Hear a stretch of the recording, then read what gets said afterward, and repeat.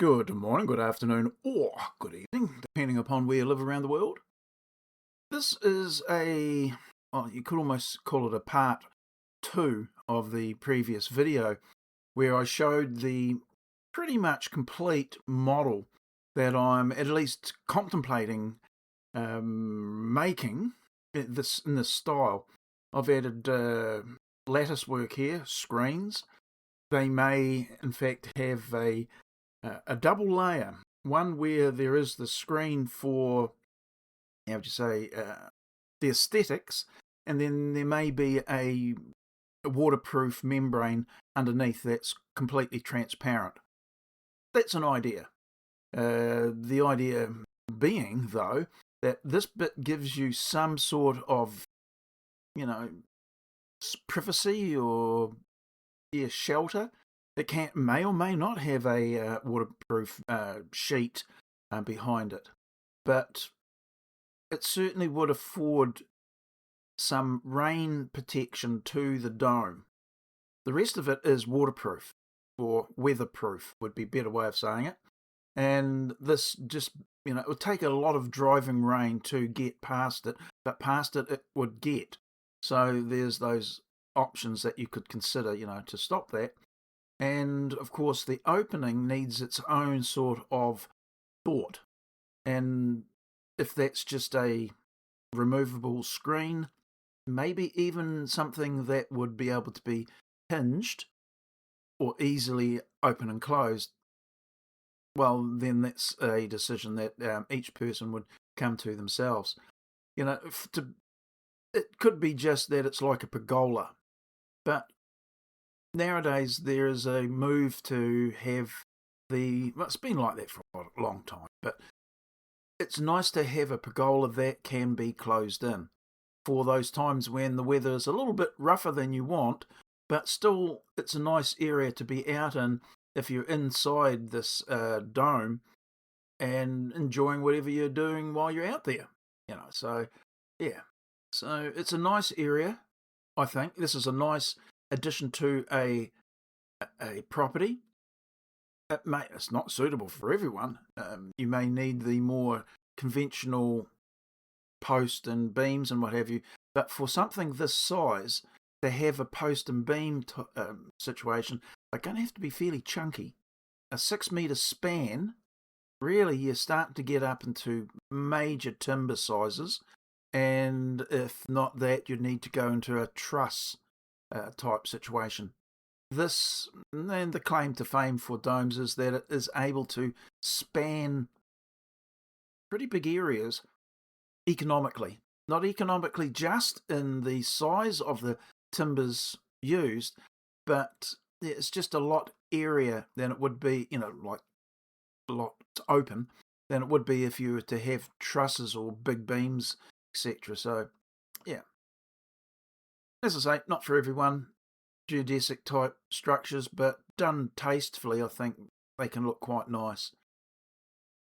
I have seen, the photos, which I do like, where they've got the bitumen type shingles, and it's something I wouldn't mind using myself, but they're not really a thing here where I live, and I'm not saying you can't get them, but if you could get them, I'm going to suggest they're going to be pricey because it's not a common thing, so therefore you don't have the economies of scale.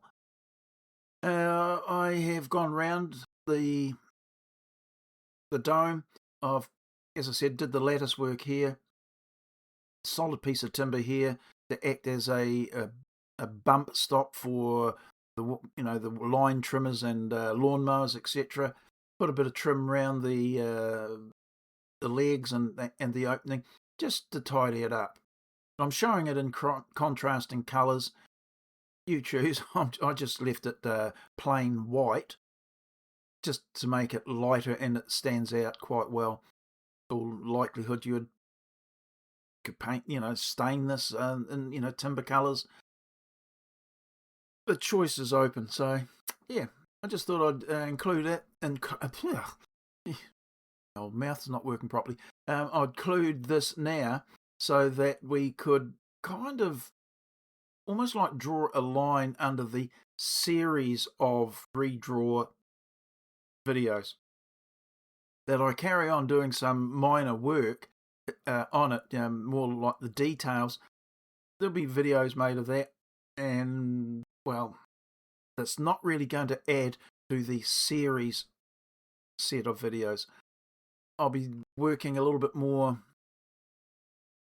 in this area, the hubs. So just to get some of the details that may or may not be beneficial, but I'm going to be doing it anyway. I've got actually just get the over buttons tucked away. We've got the center hubs there. I'll get rid of that now. Delete that. But we've got all the other hubs. Where are they? Top there. Yeah, so we've got all the hubs in place. The geometry's already obtained, like we've done that over here. So should we require it, we can take these out, get them printed at a company, like a printing company, or whoever that's got an A3 sized printer. Print these out, then we can take them out to the workshop, make templates, and then we can cut them out. So that's good. So that's all done. The two versions, of course, this one here probably won't work as well with the tubular hubs. May do. I don't know. I haven't looked. But this is probably the version I would go with if I weren't to have the tubular hub. So I'm going to make up these, like some of them, and see how well they function and look, etc. So that will be another video, of course. Why not? But we're pretty much, as I said, there as far as the series goes, and now it will be just the occasional video about these sorts of things. It's been a long journey for me, learning what I want and how to achieve it. It may not be the geometric approach to drawing a dome, as would be the case like I learnt through Paul Robinson. But if there's two ways to get to the same conclusion, which I think I've done here, I'm happy for that I've came across this particular way of drawing. So yippee for that. So yeah, that's where we're at now. Yeah, there'll be a lot of other videos coming up, but yes, it's been, as I say, it's been a long journey.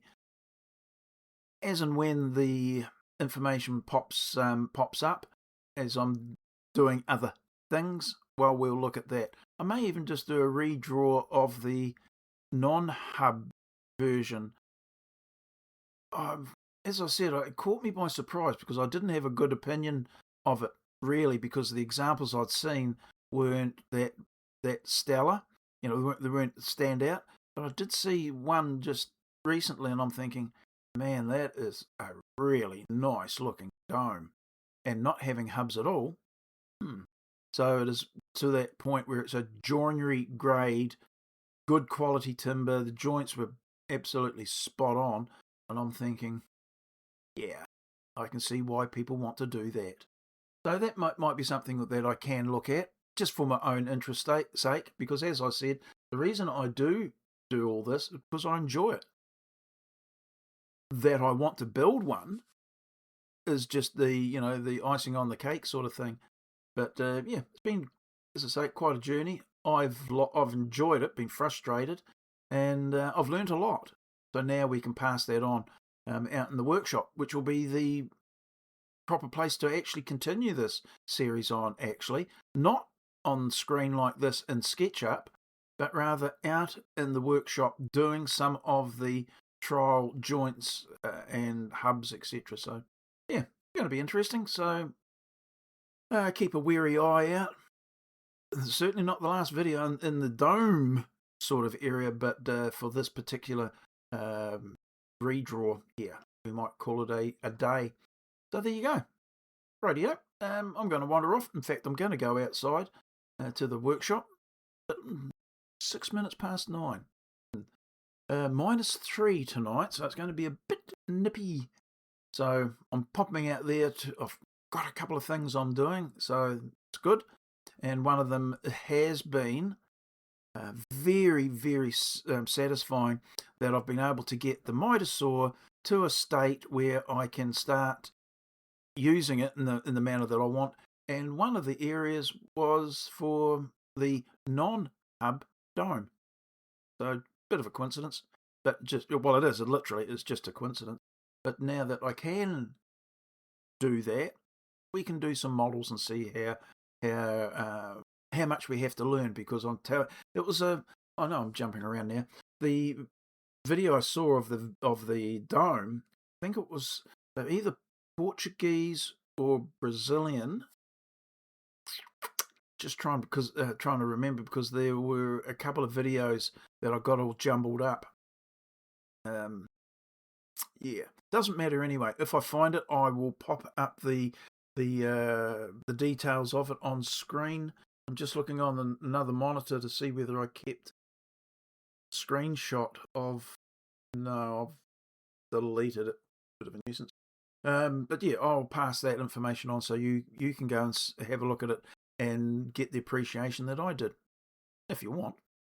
Rightio, that's it. I will see you in the next video. As I said, more than likely we'll look a bit more deeper at the hubs, but we're pretty much there.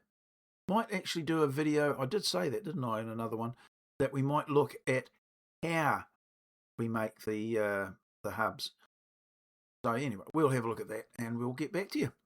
Rightio. I'll leave you alone and I'll see you in the next one. Okay, bye.